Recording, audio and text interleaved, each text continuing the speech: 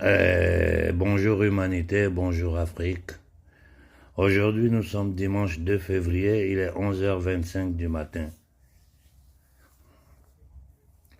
Bon, essayons ensemble de lire la situation.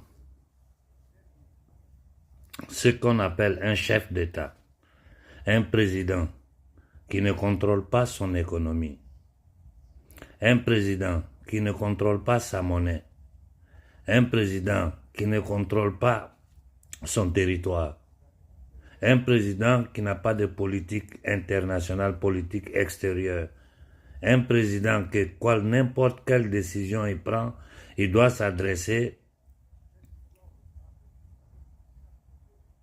à un pays qui a été son ex-colonisateur.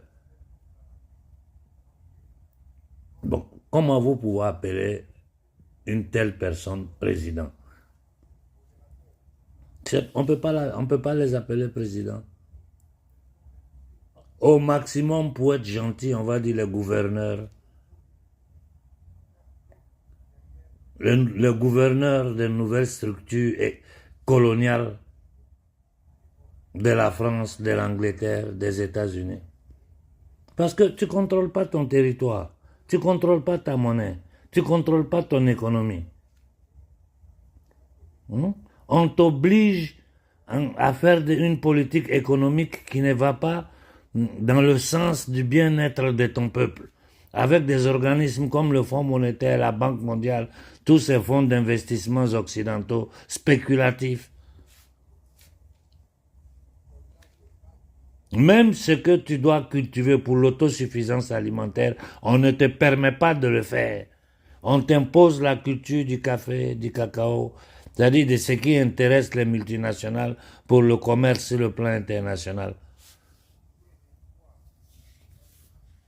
On t'oblige à signer des accords militaires qui font que un pays étranger vient installer une base militaire sur ton territoire.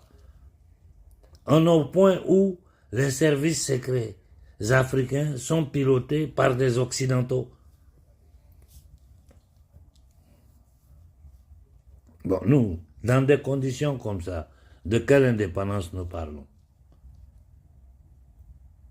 N'importe qui vient au pouvoir en Afrique vient avec la bénédiction et le soutien des Occidentaux. Nous savons tous que c'est comme ça. Celui qui les échappe, qui arrive au pouvoir, il y a le livre de John Perkins qui explique très bien le mécanisme par lequel ils arrivent. Si tu es arrivé au pouvoir sans eux, que ce n'est pas eux qui t'ont mis au pouvoir, le lendemain, ils viennent, ils te disent c'est comme ça, comme ça, comme ça fonctionne. Si tu acceptes, toi, ta famille, ton clan, les gens autour de toi, vous vivez dans l'opulence et continuez à piller le territoire. Et d'ailleurs, le capitaine Ibrahim Traoré l'a dit. On lui a dit, il faut t'aligner, c'est comme ça, ça fonctionne. Donc, ceux qui sont derrière Tshisekedi pour dire non, Tshisekedi comme ça, ils viennent, il y a des gens qui osent même vouloir le défendre. Mais vous croyez que nous, on a quoi contre lui? Moi, je m'en fiche pas mal de lui. Ça fait combien d'années, je ne dis pas les Congolais, toute l'Afrique en train de lui dire, va dans cette direction, il faut faire comme ça. Trouve voies et moyens pour libérer le Congo de cette accalmie qui dure depuis Mais c'est pas possible. Et lui, il continue toujours dans la même direction. Hein? Tu vas négocier avec les responsables de la souffrance du peuple congolais. Mais vous voulez faire la politique avec les gens. Comment tu... Mais moi, je ne comprends pas. Donnez-moi la logique, peut-être. C'est moi qui suis fou. Des gens qui ont créé Kagame, ils l'ont armé. Plus de 20 millions de morts. Du génocide congolais, personne ne parle. Tout le monde sait que c'est eux qui sont derrière ça. Une famille comme la famille Clinton, qui détient au Congo un territoire qui est grand, qui est plus grand que l'État du Delaware. Moi, je ne me lève pas pour parler dans le vide. Quand je fais certaines déclarations, c'est parce que j'ai des sources sûres à l'intérieur du Congo. Des gens qui ont toujours été proches, qui sont à l'intérieur du pouvoir congolais, mais des dignes fils du Congo. Je prends mon temps d'étudier à fond les travaux de tous les spécialistes sur la situation des Grands Lacs. Et je bavarde en privé avec eux.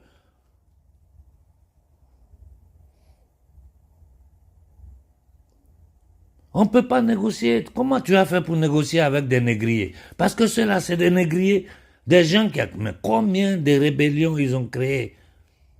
M24, là, c'est pas 4e rébellion créée par Tshisekedi et sa bande de génocidaires. Il y a combien de groupes armés là-bas? Ouganda, tous ces pays qui sont... Leurs actions, c'est pourquoi? C'est pour les envahisseurs. Ils n'ont aucune autonomie. Ce que vous appelez chef d'État africain, je répète, quelqu'un qui ne contrôle pas son économie, tu ne contrôles pas ta monnaie, tu ne contrôles pas ton territoire, tu es président de quoi? Tu es président des camps de concentration. Donc ne pensez pas qu'on est pour celui-là ou contre celui-là. C'est que vous ne comprenez même pas dans quoi nous sommes. Nous avons été ceux qui ont supporté avec toute leur force le gouvernement malien. Aujourd'hui, vous voyez nos positions par rapport au gouvernement malien. Ce n'était pas parce qu'on était... Non, c'était parce qu'on était dans un projet. Un projet de libération, un projet révolutionnaire populaire. Ce que c'est devenu là, ça est sous les yeux de tout le monde. Nous, on ne peut pas supporter ça. C'est de l'hypocrisie. C'est nous faire du mal nous-mêmes. Parce que ces actions, ce qu'ils sont en train de faire, ça va faire mal au Mali.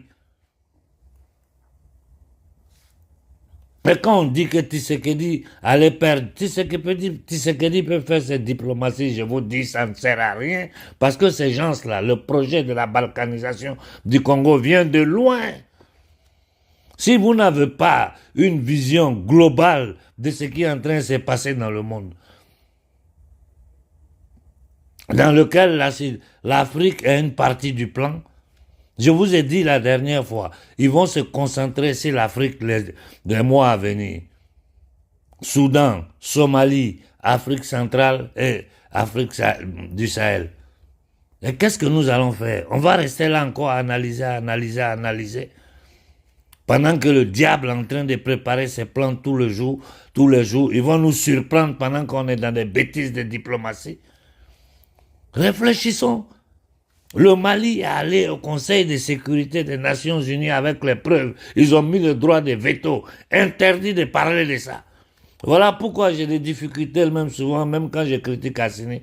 J'ai dit, mais au moins, ils ont eu le courage d'aller aux Nations Unies. Mais ils se sont rendus compte que là-bas, là, on ne fait rien sans la... Parce que là-bas, là, c'est l'instrument des démons qui gouvernent ce monde pour légitimer les actes criminels. Ils ont mis le droit de veto. Dans l'interview, hier, j'ai laissé une interview à une télévision italienne. J'ai dit clairement, j'accuse nos dirigeants avant tout. J'accuse nos dirigeants avant tout parce que c'est eux les responsables. Mais je sais la pression qu'ils subissent. Je sais que beaucoup ont peur. Ce qui m'énerve, ils ont peur, mais ils n'ont pas peur de voler pour mettre dans le compte chiffré. Sinon, je sais qu'ils ont peur. Ils tuent président américain, ils tuent président européen. Combien ils ont tué chez nous? Mais aujourd'hui, au moins, vous qui êtes au pouvoir en Afrique, vous avez la chance d'avoir une jeunesse panafricaine qui est prête à mettre sa poitrine pour vous. Il faut sortir de cette hypocrisie. Hein?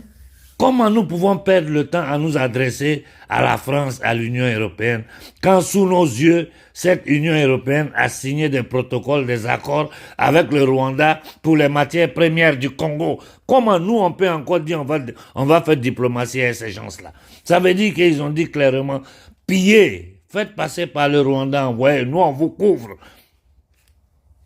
Ça, c'est du banditisme.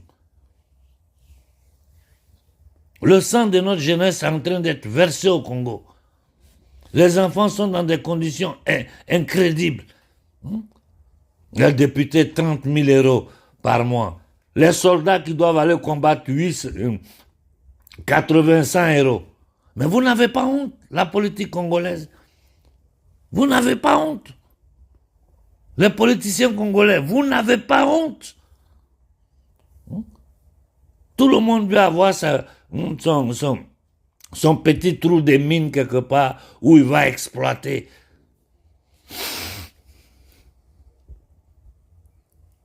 Les gens qui sont nés dans l'Éden, dans un paradis, ils vivent avec moins, plus de 70% de la population vit avec moins d'$1 par jour. Ils sont assis sur toutes les richesses de cette planète-là.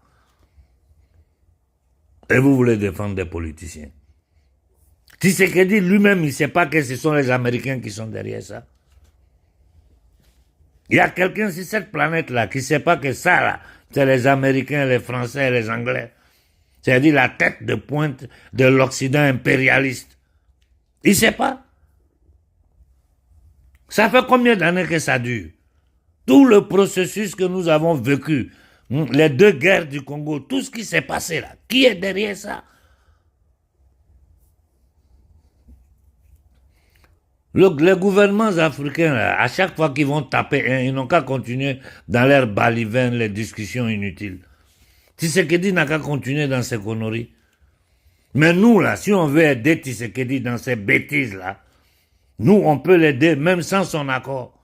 Il faut poser des actions. Il faut poser des actions. Il faut passer à l'attaque. Une seule journée d'action. Aujourd'hui, le monde entier est en train de parler du Congo. Mais comme ils ne vont pas arrêter, ils sont machiavéliques. Ce sont des démons. Ils ne vont pas arrêter. Le diable, là, il n'arrête pas. Il va chercher une autre route. Il risque de nous surprendre avec quelque chose d'encore plus grave. Et qu'est-ce que nous allons faire? De quelque chose de plus grave où nous allons perdre des milliers de vies humaines. Nous devons passer à l'attaque. Nous devons passer à l'attaque. Nous devons agir.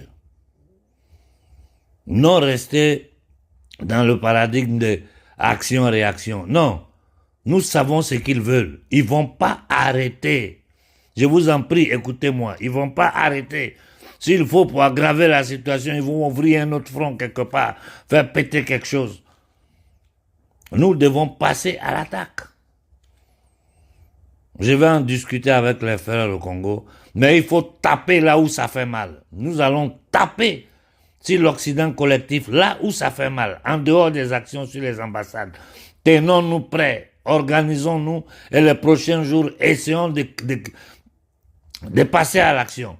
Moi, je vais en discuter avec les frères au Congo. Ce qu'ils vont dire, s'ils sont d'accord, je reviendrai, je vous dirai. On fait tout sous le soleil. Ils vont voir de quoi nous sommes capables. J'ai dit notre nombre et notre force. Quelle police qui peut arrêter 1 million de personnes? C'est pas possible. Les policiers eux-mêmes, ils gagnent combien? Les députés, les gens que vous protégez là, vous gagnez combien? Eux, ils gagnent combien? Les petits policiers souffrent. Des généraux voleurs qui volent l'argent du... Mais c'est quoi ça? Et ça, c'est dans toute l'Afrique. Ils sont corrompus. Avant de penser de nous apprendre aux ennemis exogènes, commençons à nettoyer à l'intérieur de l'Afrique. C'est grave ce qui se passe en Afrique. Partout, les politiciens volent. Mais pour nous, là, c'est hold up. C'est hold up. Ce qui se passe au Congo, là, c'est hold up. Même les députés français et italiens ne gagnent pas 30 000 € par mois. Ceux qui vont mettre la poitrine, risquer leur vie pour le pays, on leur donne 80 €, 100 €. Les policiers, la misère. Et il faut se préparer à passer à l'attaque. Nous devons mener cette guerre. Où nous la menons. Et que sûrement, si nous posons les actions justes, l'Occident sera humilié. Le paradigme va changer par force. Et ça va aider même le gouvernement congolais. Parce que l'opinion publique mondiale, là, c'est de ça ils ont peur. Mais si nous restons assis pour attendre qu'on nous frappe encore parce qu'ils vont frapper, avant de nous lever pour analyser, pour nous indigner, c'est notre responsabilité. Et ce qu'ils vont nous faire, Ce qu'ils vont faire sera grave. À la société civile dans l'AES, restez vigilants. Le combat là, ça va commencer. Ça va commencer avec dureté. Ces gens-là, c'est des démons. Ils vont créer des choses qui vont nous dépasser. Regardez ce qu'ils sont en train de combiner dans le monde, aux yeux, au sud de tout le monde. Ils s'en fichent pas mal. Mais chez nous, là, ça a trop duré. Il faut faire arrêter ça. Nous pouvons le faire. Notre nombre et notre force. On n'a pas besoin, sans tirer une balle, on les fout dehors de l'Afrique. Je souhaite bon dimanche à tout le monde. Et à nos frères du Congo, sachez que nous vous aimons. Nous vous aimons, nous vous aimons. Et nous serons à vos côtés. Bon dimanche.